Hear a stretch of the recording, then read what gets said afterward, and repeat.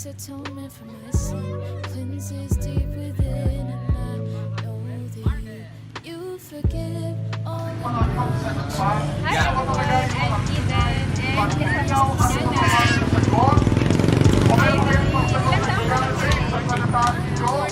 Ayun, kasama po namin si Ate, Ria po.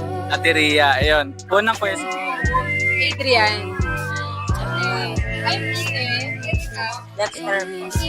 Dexter. Dexter. So we are from Deacon of Light and Like this, okay.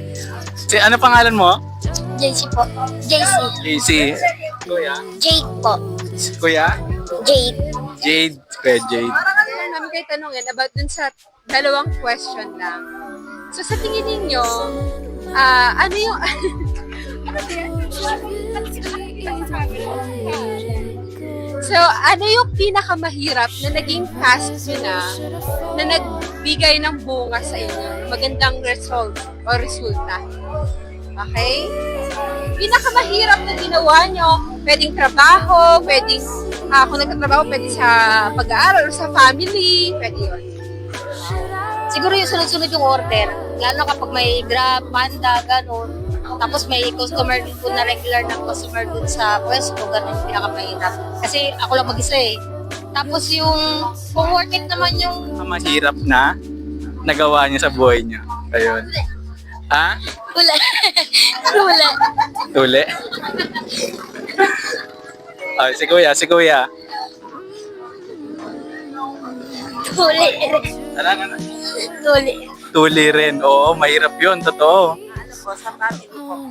Ang pinakamahirap po na ano ko, yung lagi po akong ano yun, para bang malinis sa ano, bahay, tapos kailangan walang marumi. Tapos kailangan sabi ng ano po, ng mama ko, kailangan kasi lagi malinis. Eh di parang ang hirap yung kasi minuto-minuto, pag di makita ka dumi, kailangan linisin. Tapos pagtapos yun, ano na yung ano, parang, anong tawag yun?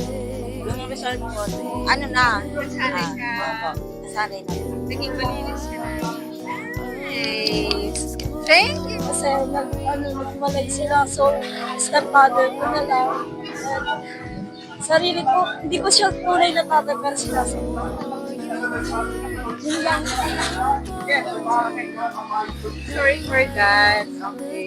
Mahirap yun. Ibig sabihin, mahirap maging anak. Diba?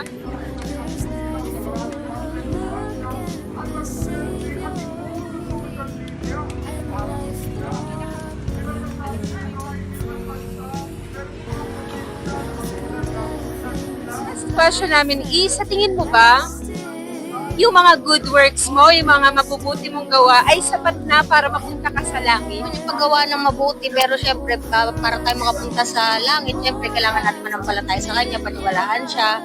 Kasi yun naman yung talagang tanging makakapagligtas sa atin. Yung sumampalataya tayo sa Kanya. Ayan, ayun. Yan, Hindi yun po. lang. Kasi ano, hindi po yung sapat. Ang sapat po kailangan makilala ang Diyos at ang Ama natin na nasa langit. And ano, paggawa ng ano, mabubuting ano.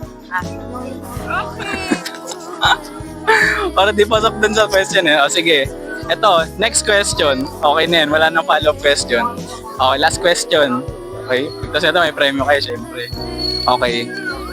Sa tingin nyo, pagka gumawa kayo ng mabuti, mapupunta ba kayo sa heaven? Tingin nyo. Opo. Weh! Opo. Opo, okay.